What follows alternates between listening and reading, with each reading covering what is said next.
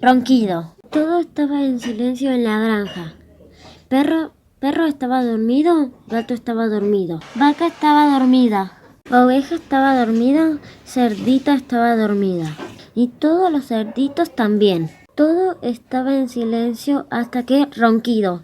Y gato se despertó, vaca se despertó, oveja se despertó, cerdita se despertó y todos los cerditos también. Ronquido. ¿Qué hacemos para que perro deje de roncar?, dijo gato. Ya se dijo vaca y vaca se acercó a perro y ¡achú! Estornudó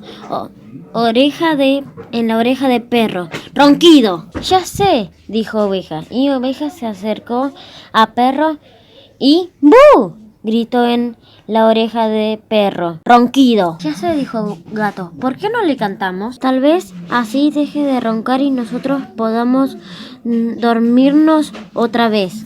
Entonces gato hizo miau, ronquido, y vaca hizo mu, ronquido, y oveja dijo be, ronquido, y cerdita dijo oink, y todos los cerditos dijeron oink, oink, oink.